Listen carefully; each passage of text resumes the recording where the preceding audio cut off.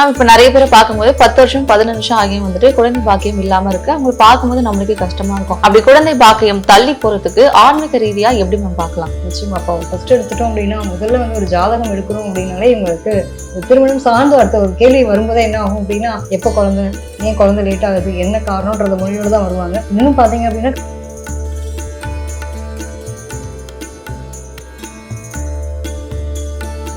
இப்ப கோவிலுக்கு எல்லாம் போறாங்க அப்படின்னா ஒரு சில மந்திரங்கள் சொல்லணும், ஒரு சில ஸ்லோகங்கள்லாம் சொல்லணும், கோவிலுக்கு அடிக்கடி போய் கோயிலோட தரிசனம் பெறணும் அப்படின்னு சொல்றாங்களா மேம்? இந்த மாதிரி நம்ம தொடர்ச்சியா கோயிலுக்கு போறது, ஸ்லோகம் சொல்றதுன்னு இருந்தா நம்மளுக்கு உண்மையிலே குழந்தை பாக்கியம் கிடைக்குமா?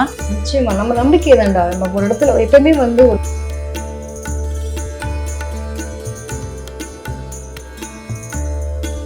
பொதுவாக வந்து குரு சூரியன் 2 பேரும் நம்ம முக்கியத்துவமா பார்ப்போம். இதுல வந்து சனி ராகு தான் தொடர்பு இருக்குன்னு வச்சுக்கோங்க. இந்த குடும்ப ஒற்றுமைன்னு வாங்க இல்லையா, அது வேணா எனக்கு கொஞ்சம் கம்மியா இருக்க மாதிரி. அதாவது இவங்க வேலை பார்க்குற ஒரு இடமா இருக்கும், கல்யாணம் பண்ணிட்டு வருவாங்க, திடீர்னு பாத்தீங்கன்னா கட்டுமானத்தின் வலிமை, கட்டிடங்களின் பாதுகாப்பு. ஸ்ரீ துர்கா டிஎம்டி கம்பிகள். BVR garden signature living T Nagar இப்போ திருவள்ளூருக்கு வந்தாச்சு. Near D Mart on new bypass road, Tiruvallur நகராட்சிக்குட்பட்டது. பிளாட் 20 லட்சம் முதல். கான்டாக்ட் 9955511814.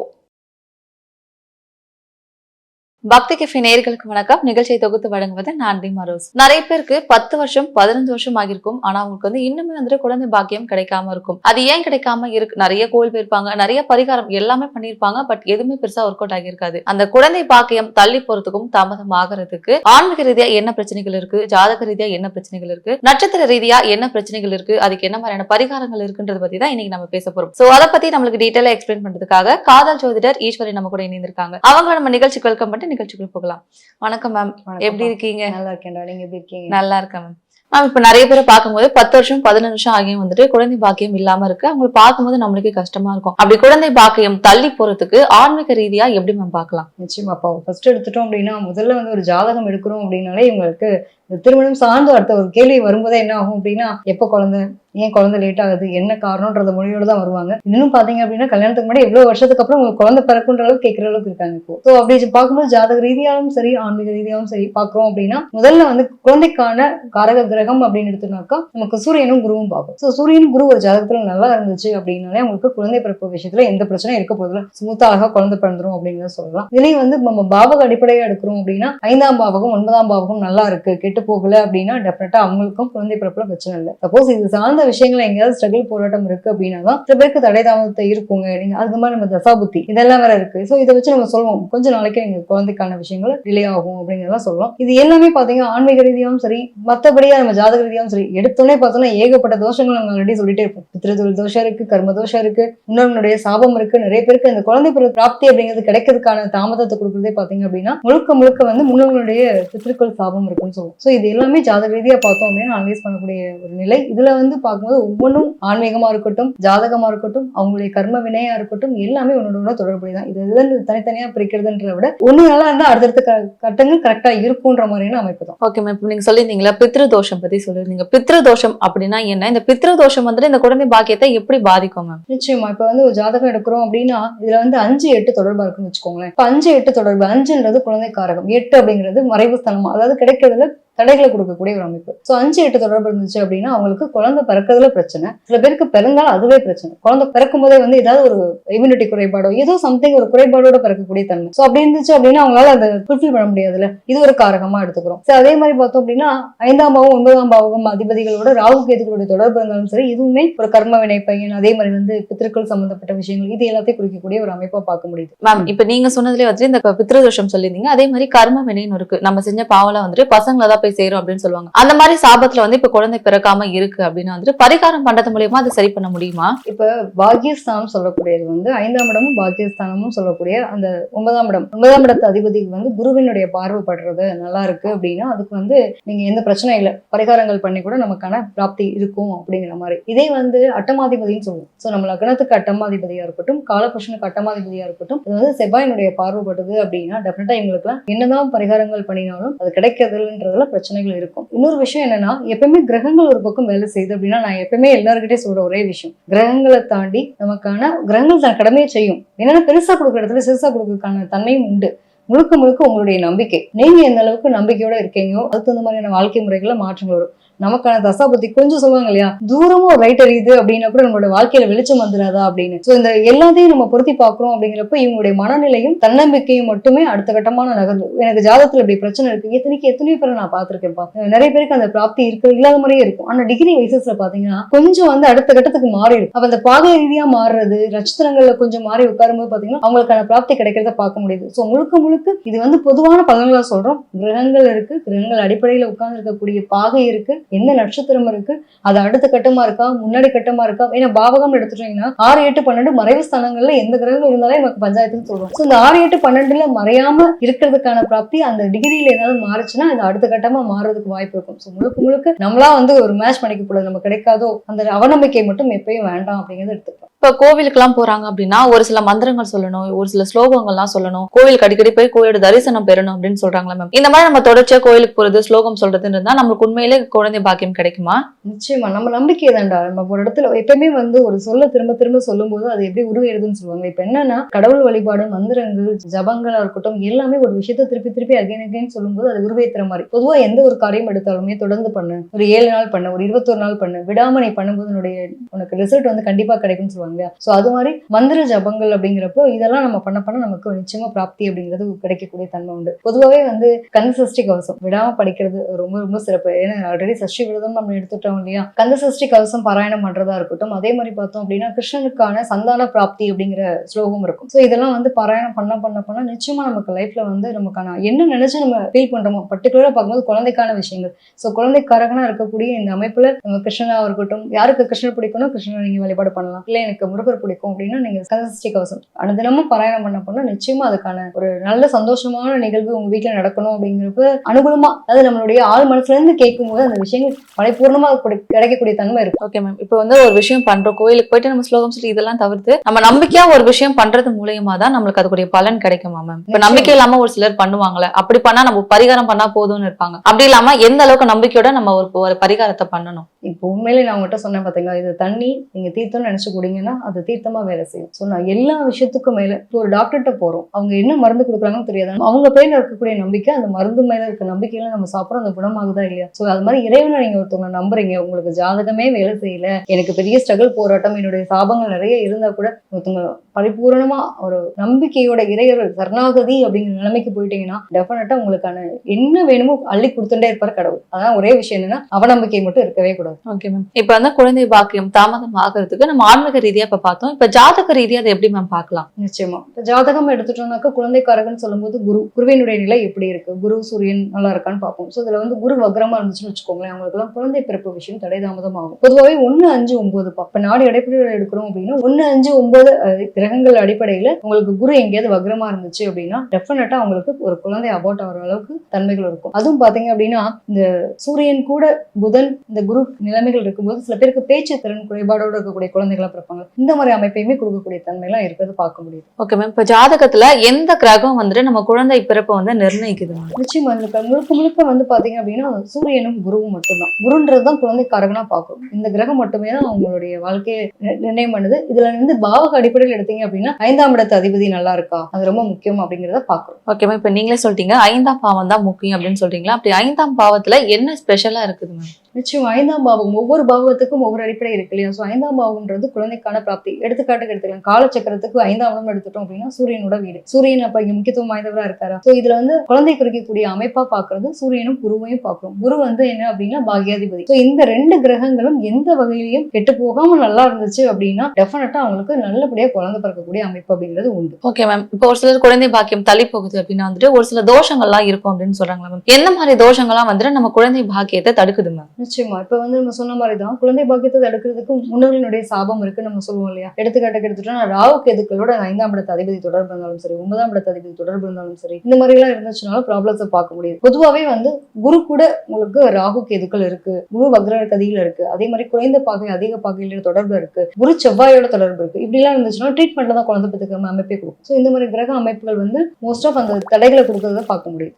Okay ma'am. இப்ப நீங்க சொன்னீங்கல்ல ராகு கேது இந்த சனியில வந்துட்டு குழந்தை பாக்கியத்தை தடுக்கும் அப்படின்னு சொல்றீங்க, பட் அப்படின்னா என்ன, அதை பத்தி கொஞ்சம் டீட்டெயிலா சொன்னீங்கன்னா நல்லா இருக்கும். நிச்சயமா இப்ப எடுத்துக்காட்டுக்கு எடுத்துட்டோம்னா ஒரு குழந்தை வீட்டுல வரணும் அப்படின்னா பொதுவா நமக்கு ஒரு குழந்தை பிறந்தோம்னா என்ன சொல்லுவோம், அழகா இருக்காங்க, அப்படியே என்னோட தாத்தா மாதிரி இருக்கு, என்னோட அப்பா மாதிரி இருக்கு, இந்த மாதிரி நிறைய பேர் சொல்லுவோம். அப்போ முன்னோர்களோட தொடர்புடைய விஷயங்கள் என்ன அப்படின்னா சனி, அவங்களுடைய ஜாதகத்துல சனி என்ன மாதிரி ஸ்டேட்டஸ்ல இருக்கு. ஸோ அப்ப இந்த சனி எப்படி இருக்கோ அதை பொறுத்துதான் இவங்களுக்கான நிலைகள் மாறுபடும். பொதுவா வந்து முன்னோர்களே பிறக்கிறாங்கன்றதுமே இந்த ஒரு பிராப்தியா நம்ம பார்க்க முடியுது. பொதுவா வந்து குரு சூரியன் 2 பேரும் நம்ம முக்கியத்துவமா பார்க்கிறோம். இதுல வந்து சனி ராகுலாம் தொடர்பு இருக்குன்னு வச்சுக்கோங்களேன். சில பேருக்கு அந்த குழந்தை பிறப்பு விஷயம் பிறந்து அதனால பிரச்சனையா இருக்கும். சில பேருக்கு அப்நார்மல் குழந்தை பிறக்குது இல்லையா, இந்த விஷயங்களா இருக்கும். இன்னொன்று வந்து ஏதாவது ஒரு குறைகள்ல குழந்தை பிறக்கிறது. சில பேருக்கு குழந்தை தங்கம் இருக்கிறதுக்கான காரணமும் இதுதான். இப்ப வந்து உங்களுக்கு 6, 8, 12 சில கிரகங்கள் மறையக்கூடாதுன்னு சொல்லுவோம். ஸோ 6, 8, 12 வந்து சில கிரகங்கள் மறைஞ்சு அது கூட சனி ராகுனுடைய தொடர்புலாம் இருந்துச்சு அப்படின்னா அந்த குழந்தையினுடைய தன்மைகள் வந்து நார்மலா இருக்காது. ரொம்ப நாள் வந்து குழந்தை வாழ்றதுல பிரச்சனைகள் இருக்கும். இதை நிறைய கஷ்டங்களோட அந்த குழந்தை வரும். குழந்தைய பத்தி வீட்டுல வளருது அப்படின்னா சந்தோஷமா இருக்கும்ல, அதை பத்தி கவலையும் எப்பவுமே கஷ்டமும் நமக்குள்ள ஓடிட்டே இருக்கும். Okay ma'am. இப்ப குழந்தை பிறக்கிறது தாமதம் ஆகுனா வந்து நிறைய பேர் என்ன சொல்லுவாங்க, ஜாதகம் பார்த்திருக்க மாட்டாங்க, பொருத்தம் எப்படி இருக்குன்றத பார்த்திருக்க மாட்டாங்க அப்படின்னு நிறைய பேர் சொல்லியிருக்காங்க. இந்த ஜாதக பொருத்தம்ன்றது நம்ம குழந்தை பிறக்கிறதுக்கு எவ்வளவு முக்கியம் மேம்? நிச்சயமா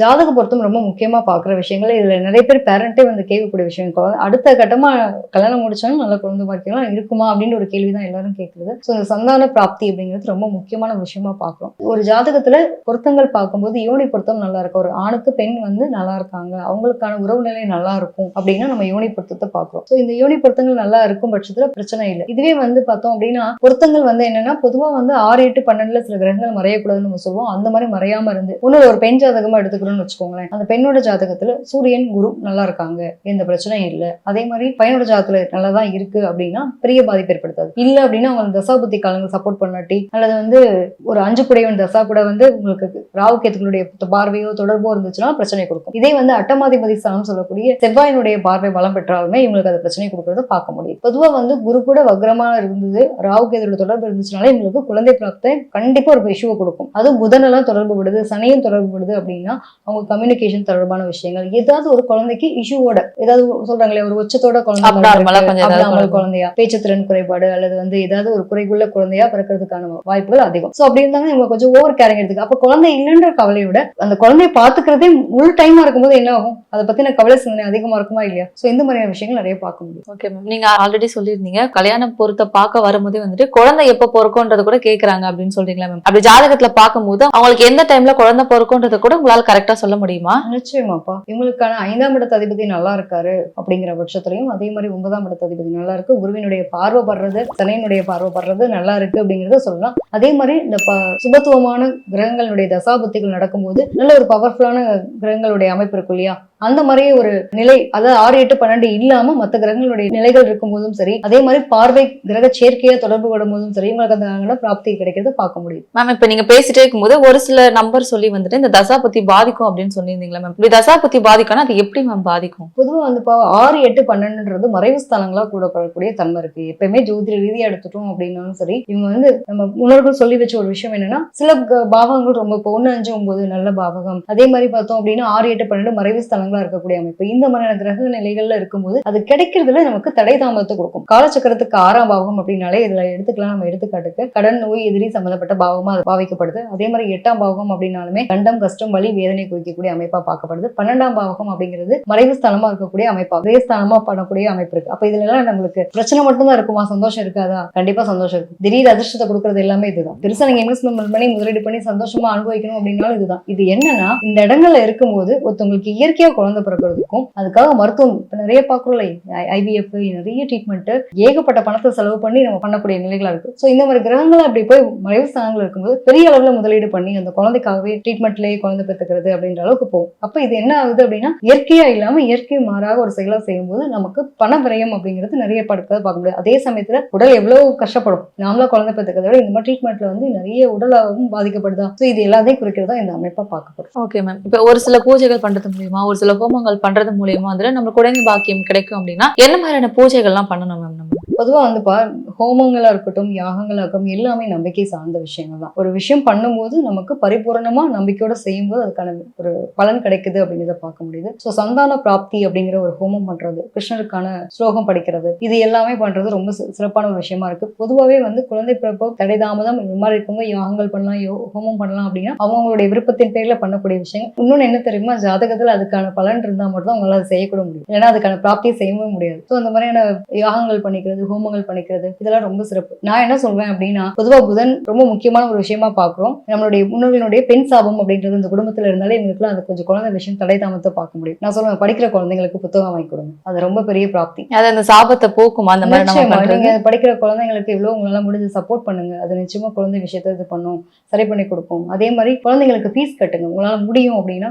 ஏதோ படிக்க முடியாத குழந்தைங்களுக்கு புக் ஃபீஸ் கட்டுறது, குழந்தை சம்பந்தப்பட்ட விஷயம். அவங்களுடைய இது வந்து ரொம்ப கஷ்டப்படுறவங்க ரூட்ல நம்ம பாக்குறோம். நிறைய பேர் குழந்தைங்க விளையாட்டு சாமான் வாங்கி கொடுக்கலாம், அவங்களுடைய சொப்பு சாமான் ஏதோ ஒண்ணு நீங்க வாங்கி கொடுத்து பாருங்க. இதெல்லாம் தான் உங்களுக்கு வந்து வாழ்வியல் பரிகாரம். ஹோமங்கள் யாகங்கள் பண்றவங்க பண்ணலாம். அதை தாண்டி ஈஸியான வழிமுறைகளா இருக்கிறது என்னன்னா, படிக்கிற குழந்தைங்களுக்கு நீங்க உங்களால முடிஞ்சு சப்போர்ட் பண்ணீங்கனாலே போதும், அதுக்கான சாபங்கள் இருந்து நீங்கிறத பார்க்க முடியும். மேம் இப்ப நீங்க பேசிட்டே இருக்கும்போது பெண் சாபம் இருந்தா வந்துட்டு அவங்களுக்கு பிரச்சனை வரும்னு சொல்லியிருந்தீங்க. பட் அவங்களுக்கு தெரியாதுல எனக்கு இந்த பெண்களால ஒரு சாபம் இருக்கு இல்ல முன்னோர்களுக்கு இருக்குன்றது அவங்களுக்கு தெரியாதுல, அதை எப்படி மேம் நம்ம தெரிஞ்சுக்கிறது? நிச்சயமா இப்ப ஜாதக ரீதியா எடுத்துட்டோம் அப்படின்னா, புதன்றது பெண்ணுக்கான ஒரு கிரகமா பார்க்கும். பெண் சம்பந்தப்பட்ட, அதாவது நம்மளுடைய அத்தை சம்பந்தப்பட்ட உறவுகள், தாய் மாமா உறவுகளா பார்க்கிறோம். அதே மாதிரி நம்மளுடைய குழந்தை, பெண் குழந்தை சம்பந்தப்பட்ட உறவா பார்க்கிறோம். ஸோ பொதுவா வந்து இந்த ராசி கட்டங்கள் அப்படிங்கிறது ரொம்ப முக்கியத்துவமா இப்போ மிதுனம், கன்னி, தனுசு, அதே மாதிரி மீனம், இந்த நாலு ராசிகளையுமே புதன் வக்ரமா இருந்தா அதை முக்கியமா எடுத்துக்கிறோம். மற்ற இடங்கள்லயுமே புதன் வக்ரமா இருக்கு. நீங்க கேட்டு பாருங்களேன், ஒருத்தவங்களோட ஜாதகத்துல புதன் வக்ரமா இருக்குங்க வீட்டுல பாருங்க, அந்த வீட்டுல பிறந்த பெண் யாராவது ஒருத்தவங்க அவங்களோட லைஃப் நல்லா இல்லாம இருப்பாங்க, அவங்களோட வாழ்க்கை துணை இல்லாம அவங்க வாழ்க்கையை ரொம்ப கஷ்டப்பட்டு பார்ப்பாங்க. சோ இந்த மாதிரியான ஒரு நிலை இருக்கும். இதுக்கு முன்னாடி பாத்தீங்க அப்படின்னா, அந்த குடும்பத்திலே வந்து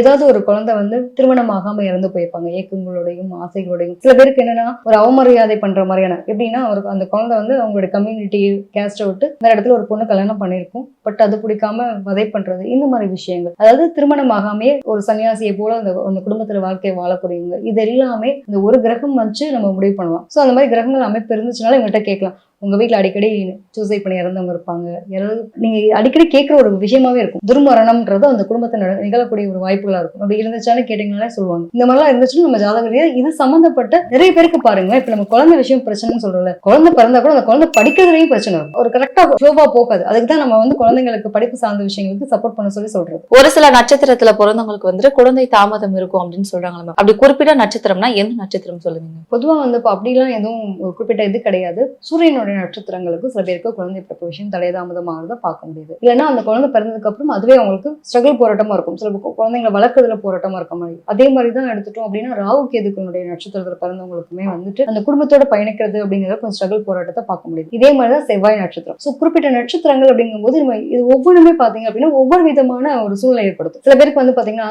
செவ்வாய் சூரியன்லாம் எடுத்துட்டோம்னா உடம்பு ரொம்ப ஹீட்டா இருக்கக்கூடிய ஒரு அமைப்பு. ஸோ இந்த நட்சத்திரத்துல பிறந்தவங்களுக்கு பாத்தீங்க அப்படின்னா அதே மாதிரியான அமைப்புல இன்னொரு கணவரோ மனைவியோ அமைகிறாங்க அப்படின்னா அந்த பாடி ஹீட் அப்படிங்கிறப்போ ஆட்டோமேட்டிக்கா இவங்களுக்கு அந்த தாம்பத்தியம் அதுல பிரச்சனைகள் இருக்கும். அடுத்து வந்து குழந்தை நிக்கிறதுல பிரச்சனை இருக்கும். இதுல இன்னொரு விஷயம் மேல போய் பார்த்தோம் அப்படின்னா, கருப்பை ரொம்ப பெண்களுக்கு முக்கியமான விஷயமா பாக்குறது கர்ப்பப்பையா பாக்குறோம். சோ அந்த கர்ப்பப்பை சம்பந்தப்பட்ட பிரச்சனை, அவங்க இதுல சுக்கரன் பிரச்சனை இருந்துச்சு அப்படின்னா இதுல வேணா உங்களுக்கு தடை தாமதம் இருக்குமே தவிர்த்து நம்ம குறிப்பிட்டு இந்த நட்சத்திரம் தான் அப்படின்னு சொல்ல முடியாது. சூரிய நட்சத்திரம் ரொம்ப நெருப்பு நட்சத்திரங்களா இருக்கக்கூடியது. உடம்புடைய சூடு அதிக தன்மைக்காக அதை பாக்குறோம். அதே மாதிரி ராகு கேது லட்சம் இருக்கவங்களுக்கும் அந்த மாதிரி விஷயங்களை பார்க்க முடியுது. பொதுவா 6, 8, 12 வந்து உங்களுக்கு குரு வக்ரமா இருந்துச்சுன்னு வச்சுக்கோங்களேன், கண்டிப்பா இவங்களுக்கு ஒரு குழந்தை அபார்ட் ஆகுது. அந்த குழந்தை ஒண்ணு பிறந்து இறக்குறது அல்லது வந்து கருவிலே களையிறது, இந்த மாதிரி அமைப்பை பார்க்க முடியும். Okay ma'am. இப்ப ஒரு சில நட்சத்திரம், அதாவது மூலம், ஆயிலியம், கேட்டை, இந்த மாதிரி நட்சத்திரத்துல இருக்கிறவங்களுக்கு எல்லாம் வந்துட்டு ஒரு நெகட்டிவ் பிலீவ் தான் இருக்குது நிறைய பேர் நம்பிட்டு இருக்காங்களா, அதெல்லாம் உண்மையா மேம்? நிச்சயமா அப்படிலாம் இல்லவே இல்லை. இது வந்து எப்படி சொல்றாங்க, அது ஒரு பழமொழியா சொல்லிட்டு இருக்காங்க, ஆண் மூலம் அரசாலம் சொல்லுவாங்க, பெண் மூலம் நிர்மூலம்வாங்க. அப்படிலாம் இல்லப்பா. என்னன்னா ஒரு தாமதத்தோட நடக்கக்கூடிய ஒரு அமைப்பு இருக்கு. இப்ப பொதுவா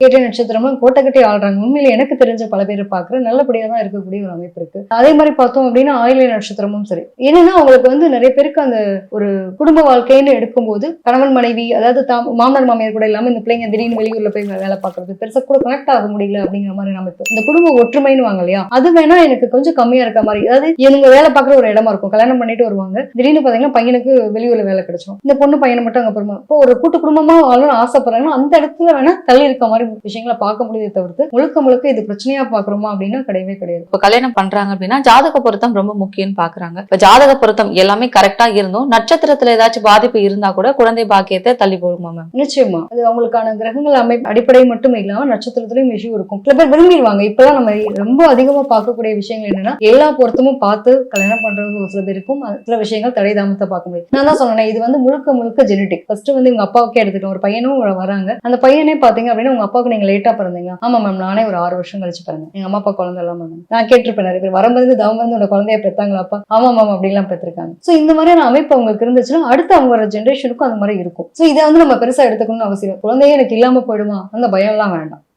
அவங்களுக்கு வந்து தடை தாமதம் அவங்களோட ஜெனட்டிக் எடுத்துக்கலாம். ஸோ இவங்களுக்குலாம் இந்த பிரச்சனை இருந்துச்சு அப்படின்னா இப்போ வந்து இவங்களுக்கு அது கிடைக்க போறது கொஞ்சம் லேட் ஆகுது. அவசரப்பட வேண்டாம். இந்த அவசரமா படுறாங்க ட்ரீட்மெண்ட்டை போய் குழந்தை பெற்றுக்காங்க. பொண்ணு இல்லை 2 வருஷத்துக்கு அப்புறம் ஒரு பையனுக்கு குழந்தை பிறக்கிற மாதிரியான பிராப்தி இருக்கும். தசாபுத்தி காலம் நல்லபடியா பார்க்கும். இவங்க என்ன பண்ணுவாங்கன்னா கரெக்டா அந்த கெட்ட தசாபுத்தி காலம் போகும்போது செவ்வாவுடைய நிலையே போகட்டும்னு வச்சுக்கோங்களேன். போயிட்டு நான் 6, 8, 12 கிரகங்கள் ஓடிட்டு இருக்கு, பரவாயில்ல நான் போய் ட்ரீட்மெண்ட் பண்ணியாவது குழந்தை பெற்றுக்கிறேன். குருச்சவரம் தான் கண்டிப்பா ட்ரீட்மெண்ட்ன்றது போக வைக்க வேண்டிய சூழ்நிலைக்கு தள்ளப்படுவோம். இவங்க என்ன பண்ணுவாங்க அந்த டைம்ல போவாங்க. இந்த 2 வருஷம் நான் ட்ரீட்மெண்ட் தான் அந்த ஒரு பணத்தை விரயம் பண்ணதுக்கு அப்புறம் உங்களுக்கு அந்த பிராப்தி கிடைக்கிற மாதிரியான ஒரு சூழ்நிலை. நான் சொல்லுவேன் இன்னும் 2 வருஷம் தள்ளி போடுமா, கண்டிப்பா நமக்கு நல்லபடியா குழந்தை பிறக்கும். அதை கேட்கறதுக்கான மனநிலை இருக்குமா, கிரகங்கள் வேலை செய்யும்ல, அது மாதிரியான அமைப்பு போய் மாட்டிக்கிறவங்களும் உண்டு.